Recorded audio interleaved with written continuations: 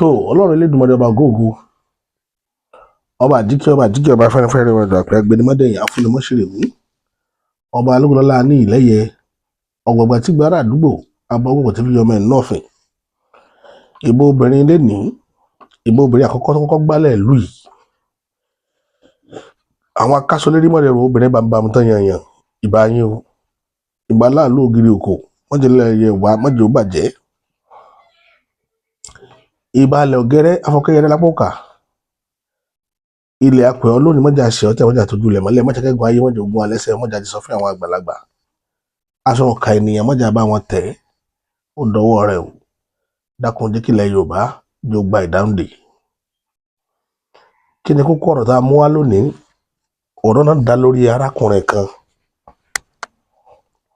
tó fìgbà kan lògbà lórí òkè èèpẹ̀ látijọ́ ní ilẹ̀ Haúsá tí wọ́n ń porúkọ rẹ̀ ní Málàtàsínì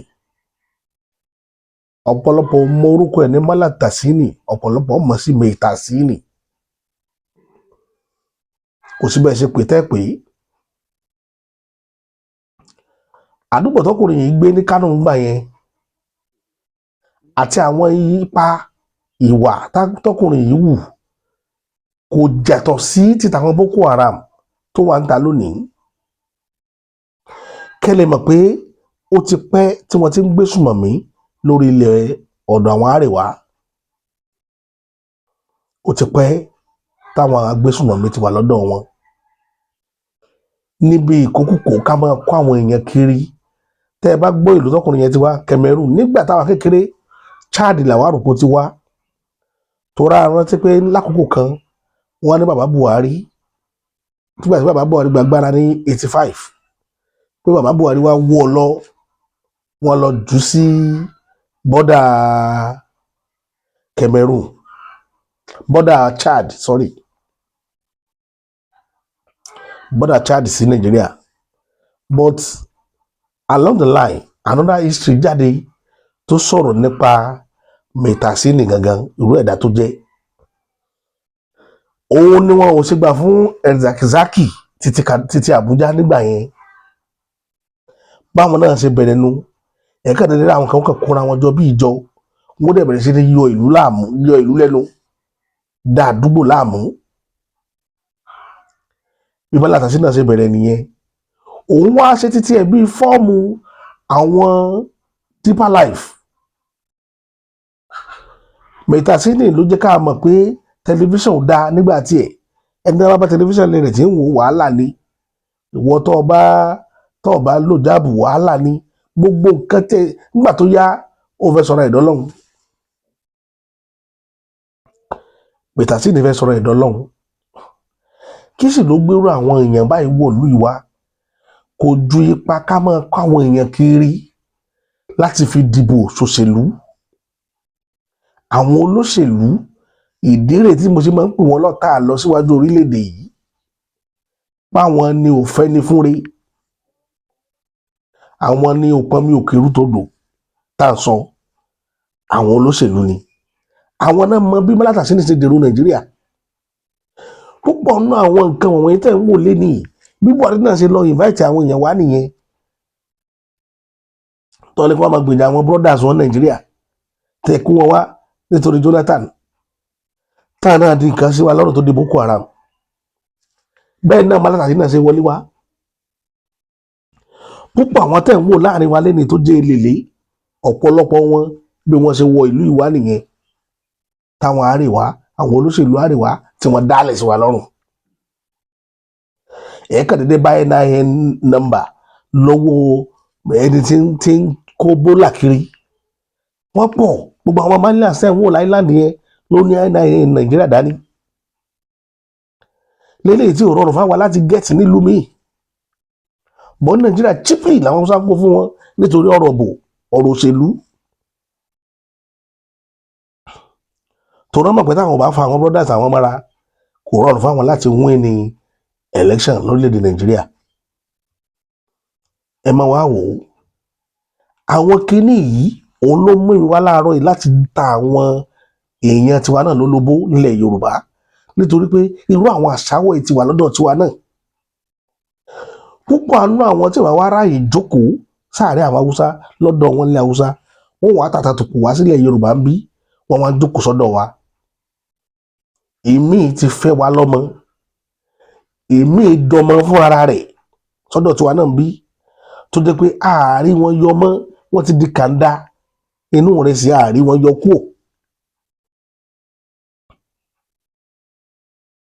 lóríṣiríṣi lónìrànràn tẹ́ mọ́ rí tí wọ́n mọ̀ pera wọn níbi wọn ò ṣe jẹ́ púpọ̀ nínú wọn ló wà láàrin àwọn àfáà tá à ń pè láàfáà lénìí nílẹ̀ yorùbá ń bí tó jẹ́ pé wọ́n ti sọra wọn di nǹkan sí wa lọ́rùn. mo sọ àlàyé kan nígbà kan nínú ìtàn mi kan pé tẹ́ ẹ bá lọ ìbàdàn tẹ́ ẹ bá ti gbọ́ mọ́gàjí ṣeríkí inú ààfin wọn ẹ lọ wádìí wọn dáadáa wọ́n yẹ wọ́n ṣe DNA ẹ̀ ní ẹ má pè ní ṣeríkí ká ṣe DNA ẹ̀ ní ẹ má pè mọ́gàjí kí mọ́gàjí wá dénú oyè yorùbá kí n ṣeríkí wọn bẹ̀ ẹ wádìí wọn ẹ ṣe DNA wọn àṣàwọn bẹ́ńlẹ̀ yorùbá náà torí pé ọlọ́run fún yorùbá lọ́gbọ́n àti mójútó lù ú ìbá ti di ọ̀ràn sáwa náà lọ́rùn bí ṣe ń di ọ̀ràn sí wọn lọ́rùn lénìí nílẹ̀ haúsá ìbá ti dọ̀ràn sí wa lọ́rùn bí tí kì í bá ṣe pé orí àti àánú ọlọ́run tó jẹ́ kí irú àáfàá mú ìdí ní ọ̀fà àáfàá àgbà ọ̀fà kó fẹ́ràn rẹ̀ sọ́jáde pé Málì lòun ti wá làwọn bàbá àwọn ti wá ta ni ó mọ̀ pàṣà wọ̀ ni lòun náà. ó dẹ̀ tó wá jẹ́ kó yé wa pé Mẹ̀dúgùrí làwọn bàbá tòun gbà wọlé wá sílùú ọ̀fà òun ní jo lórí ìmáàmù lé àwọn ará ọ̀fà lórí. ṣe rí nǹkan abẹ́ rí àlejò godogbo ẹ̀ ń mú ilé onílé ẹ̀ sọ di tètè yín ní tipátipá. kí la fẹ́ mọ̀ sí ilẹ̀ yorùbá tí ó jọ orú ẹni lójú bí kílẹ̀ yorùbá ó tú tí ó kàn án àwọn bàbá wa ní máa mọ́ni bàbá mọ̀yànmọ̀yàn wọn lé ní pọtifólíò kò pé kó gbọ́n mọ́ jàlú torí pọtifólíò rẹ̀ yóò kàn gbé ní ńlọnu pọtimọ́tò sọ́rí ẹni pọtimọ́tò pé kó gbọ́n mọ́ jàlú ẹni tí ò ní tó fẹ́ lùz ibẹ̀ la balẹ̀ yorùbá délé ni la ṣe ń kìíní lọ. ìtàn mọ́látà sí ni táwọn bá lọ mo fẹ́ kẹ́ gbọ́ rìnfìnrìnfìn lẹ́nu ọmọdébìnrin yìí bó ti jẹ́ pé èdè gẹ̀ẹ́sì ló fi sọ ṣùgbọ́n mo mọ̀ pé àlàyé rẹ̀ ó yẹ yín yékéyéké. Before Boko Haram, there was Maitasini, a man who hated modern life so much. He built his own world right inside Kano. His followers didn't just pray, they fought, they killed, they died for this man. And the riots that followed, they shook this whole country. Let's get into the story. Maitasini wasn't even Nigerian. His real name was Mohammed Marwa, and he was born sometime in the 1920s in Marwa, northern Cameroon. But Nigeria, that's where he decided to build his legacy of chaos. He came into Kano around 1945, already preaching a strange version of Islam that most people couldn't even understand. He didn't just challenge the status quo, he straight up cursed it. In fact, the nickname Maitasini literally means the one who damns in Hausa. And he wore that name proudly, like a badge. Now, this man didn't believe in the hadith. The hadith is, they are the sayings and the actions of Prophet Muhammad that many Muslims use to understand and practice Islam.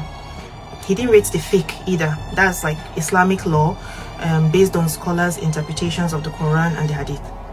Maitasini rejected all of it. He didn't even believe Prophet Muhammad was a true prophet. No jokes. Maitasini claimed that he was the real prophet above all other prophets. And he didn't stop there. He taught that things like radios, watches, bicycles, television, cigarettes, even Western style clothes were evil, haram. His followers were not allowed to use any of these things that I've just listed.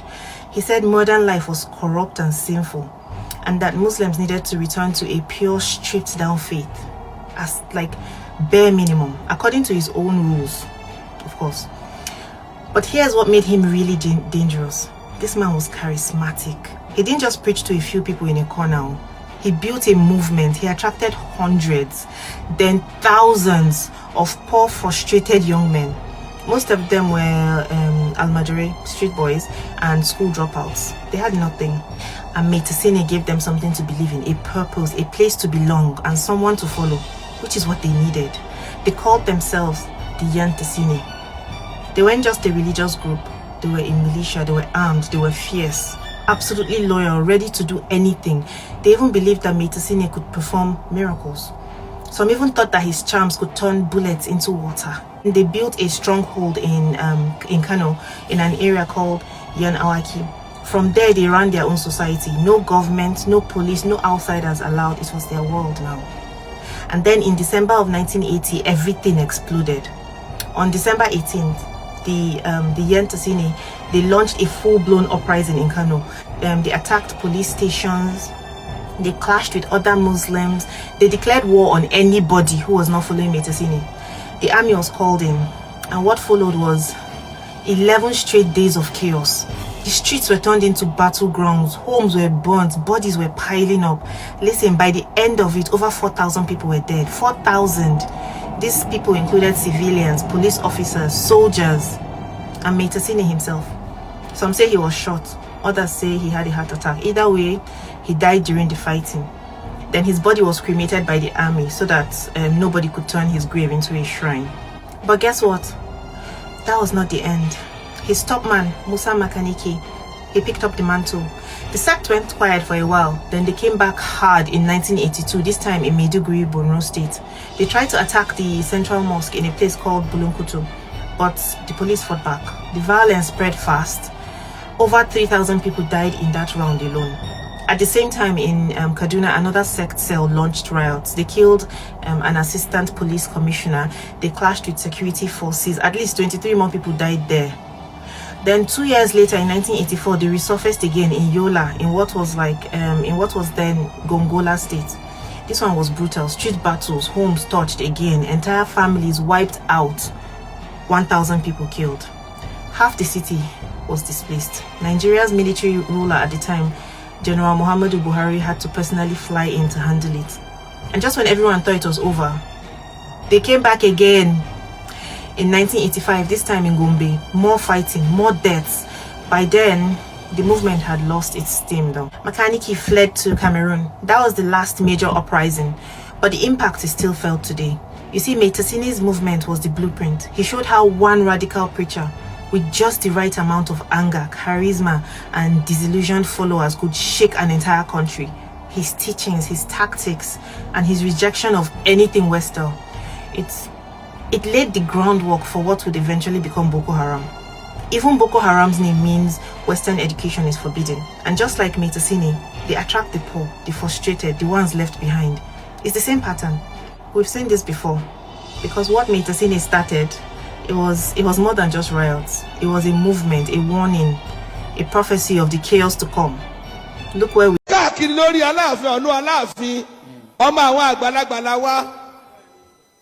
kódà bàbá ńlá àti nígbà tí ń bọ̀ láti Mali tí wọ́n dé Borno nígbà tí wọ́n fẹ́ délẹ̀ Yorùbá Ọ̀yọ́ ni wọ́n dé sí.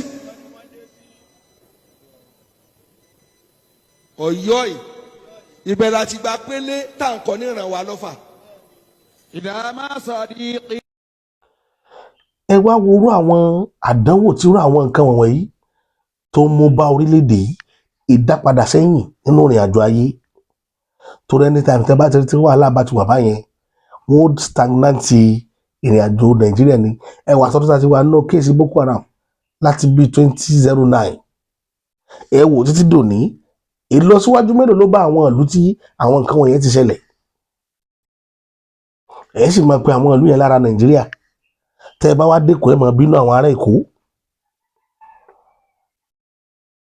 Ẹ̀yin mọ́dọ̀ títí yín ẹ gbàlejò ọ̀ràn sọ́dọ̀. Àlejò ọ̀ràn wá sọ̀rọ̀ ẹ̀dọ̀ ọ̀ràn mọ́ yín lọ́wọ́ ẹ̀rí yẹjú mọ́. Ìlú yín wá di rádaràda, ẹ máa bínú àwọn tí pé àwọn máa ṣe ṣètò ìlú tiwọn. Náà kákó báyìí máa wà bá wa wọlé ọ̀dọ̀ tiwa náà wá, because wọ́n ní tí ilé rẹ bá ń jẹ kòkòrò kí kòkòrò tẹ́ ẹ bá sọ fún wọn ní hurunhurun rẹ̀ ló jẹ́ gbogbo yóò jọjọ sùn lóru. Òun ni tí ń ṣẹlẹ̀ sáwà lọ́wọ́ lọ́ba nílẹ̀ Yorùbá. Gbogbo àwọn ọmọ wa tó wà lẹ́yìn odi pátá kò sẹ́ni tó lè wọ̀lú ìwá látara àìní ìfọ̀kànbalẹ̀ ìlú, látara wàhálà oríṣiríṣi tí ọ̀rọ̀ ẹ̀sìn ti dálẹ̀ lórílẹ̀-èdè yìí. Ẹ wo Europe lẹ́nìí, ẹ wo ohun tó ṣẹlẹ̀ ńbẹ̀ lánàá tí àwọn mùsùlùmí ibẹ̀ tí wọ́n ń pariwo pé kíjọba ibẹ̀ kó lọ yọ cross tó wà nù flag ibẹ̀ kúrò sọmọ ìlú yẹn ni wọ́n ní sọmọ ìlú yẹn ni wọ́n láti pọ́n fún yín níwèé ìgbélú ẹ̀yin ní láti àti ṣiṣẹ́ jẹun tọ́jú ọmọ yín nílùú yẹn ẹ̀dẹ̀ fẹ́ gba ìlú mọ́mọ́ onílùú lọ́wọ́ ìtì ń ṣẹlẹ̀ sí wa tí British ń mú òun láti jẹ́ tá à ń pariwo ọlọ́dọ̀dọ̀ tiwọn náà ẹ̀san dé sọ́dọ̀ Britain lẹ́ni ó kú báwọn náà ti bí wọ́n ti yanjú tọ̀dọ̀ tiwọn mo fẹ́ wọn wò bí ò ní dọ́gun tónílé bá ti tí àlejò bá ti ń sọ fún ọ pé ibi tó bọ́ bàtà rẹ sí yìí ò dá o àwé kó bàtà rẹ dá níbi tó bọ́ sí yìí ò dá o ó ṣe tá àti dìgbò lùjà rẹ ó ṣe tá àti fèsì ẹ tí ó sì bìkítà àbí tí ó bá yọrí sí nígbà tí àlejò bá dẹ̀ ti ń fọwọ́ ta onílé láyà ní pé kí lọ fẹ́ ṣe àlejò ti rí onílé tán jọ́nà lọ́ni o ó ti rí onílé tán èyí tí ń ṣẹlẹ̀ ní England lọ́wọ́lọ́wọ́ nìyẹn ẹ wá wò wọ́n ní gbogbo olú tó wà ní Europe pátá pé Poland nìkan ló save lórí ọ̀rọ̀ wàhálà yẹn tí ó wà láwọn kan wọ̀ lú òun Amẹ́ríkà náà ń fèsì tiwọn lọ́wọ́ o à ń rí ti Amẹ́ríkà náà every day à ń rí tiwọn náà à ń rí lórí CNN à ń rí ti UK à ń rí ìtaniláyà ń wà wọ́n ń ṣèwọ́de wípé kí Muslim káwọn ọmọ onílùú kí wọ́n lọ yọ kí ní sọ pé tó ti wà bẹ́ẹ̀ látàyè báyé nípa àwọn gan gbọ́njú bá ní flag tán gbọ́njú bá wọn ni kí wọ́n lọ yọ cross inú ẹ̀ kú ogun ẹ̀sìn ní Third World War mo tó sọ lónìí ogun àgbáyé kẹta ẹ̀sìn ni ó dálẹ̀ ẹ̀sìn ṣùgbọ́n kì í ṣe bí àwa ẹni Ọlọ́run bá tètè fìran hàn kò mú orí tọ́lọ́run ṣe fún ní ayé òun ìwọ tọ́lọ́run bá fìran hàn pé kó tètè jáwọ́ nínú ọ̀rọ̀ ẹ̀sìn ọ̀ọ́nì mọ̀pọ̀ Ọlọ́run ti ṣoore fún ọ kò sí tó kọ Ọlọ́run pẹ̀lẹ́sìn sọ́lọ́ mọ ẹ̀sìn kan pé ẹ̀sìn kan ní kìrìsìtẹ́nì ẹ̀sìn kan ní mùsùlùmí ni kò sí tó kàn kò rẹ́ níbodì iṣẹ́ Ọlọ́run tó dá èdè rẹ Yorùbá tó bá fẹ́ kọjá kìrìsìtẹ́nì yóò ti dá ọ sí tó ti máa ṣe kìrìsìtẹ́nì rẹ jẹ́jẹ́ tó bá sì fẹ́ dá ọ mùsùlùmí yóò ti dá ọ sílẹ̀ ládùbáwá tẹ́jọ́ mọ́ sọ ládùbáwá lẹ́nu but wọ́n fi àgọ́ kó gbogbo wa àwọn bàbá wa àwọn náà dẹ́ tẹ̀lé wọn dogmatically bí ajá bá gbégun bí ajá bá régun àdọ̀balẹ̀ gbalaja làwọn bàbá wa gba ayé ẹsẹ̀ lọ́wọ́ àwọn aráabé lọ́wọ́ àwọn àtọ̀húnrìn wá ó wá di wàhálà sí wa lọ́rùn nílé àríyànjú ẹ gbọ́rọ̀ lẹ́nu àwọn èèyàn yìí ká ṣàlàyé tí ojú wọn ní lọ́wọ́ ní England. So the Muslims in England are calling for the removal of the sign of the cross in England flag. They say it is not supposed to be there. That they can put any other thing there. They can even write England in the middle. But you see that sign of the cross, it is not supposed to be there because number one, it represents Christianity. And number two, it also represents the Crusaders. For those of you who don't know who the Crusaders are, they are people who stood up and fought for the Christian faith back then when Prophet Muhammad and his people were trying to invade different countries. So when they invaded countries that you know today as Muslim countries, they were not Muslim countries. Before this, Iran, Syria, they were not Muslim country. So when they were trying to invade and they wanted to capture Jerusalem, which is like the major focus, it was these Crusaders that stood up and fought against them. And so the Muslims in England are saying that they do not want that cross in the middle. But yet in Saudi Arabia flag, they have a sword and then they have an inscription in Arabic which says there is no God but Allah and Prophet Muhammad is a messenger of God or of Allah. Now they have that inscription and they also have sword, because that is basically how they invaded all these countries and make them an Islamic nation. And they don't have a problem with the Saudi Arabia flag. But the England flag that has the sign of the cross, they are now calling on the England government to change that sign of the cross from the flag. òun lè gbọ́ yẹn níbo la fẹ́ bá yàrá já nínú ilé ìta wà yìí níbo la fẹ́ bá yàrá já mbẹ̀ àwa kàn wò pé di ó lè sìn tá a lè mọ̀ ṣe fúnra wa náà ká mọ̀ ṣe ra wa létí ọ̀tún ká dẹ̀ mọ̀ ṣe tó sì kólúkálùkù ó prepare mind ẹ̀ gbogbo ilé ìtàn bá kiri lórí ọ̀rọ̀ ìsìn irọ́ ni orújọ́ tá a bá tó gbà pé irọ́ lẹ̀sìn ká tó lálàáfíà lórílẹ̀‐èdè yìí wàláì irọ́ òfurugbádá òfútùfẹ́tẹ̀ àṣà tí ò ní kán nú lọ́rọ̀ ẹ̀sìn ọlọ́run Elédùmarè ń bẹ o ọba tó gbọngbọ́n tí ò fara ti kankan ń bẹ ní tòótọ́ ṣùgbọ́n kì í ṣẹ̀sìn ló fọ́ lọ́rùn hàn wá ẹ̀sìn kan wà fún àtijẹ àti mọ àwọn èèyàn kan kò jù bẹ́ẹ̀ lọ ìjọ tó bá ti mọ bẹ́ẹ̀ ìjọ náà lọ bọ̀ ń bẹ̀ èmi ni ti yín tòótọ́ lórí ìkànnì ilé nìyí àní rí jù báyìí lọ títí tá a fi máa mú àkọ́tún ètò míì wá sí ti gbọ́ yín èmi ti yín tòótọ́ bàbá àṣà.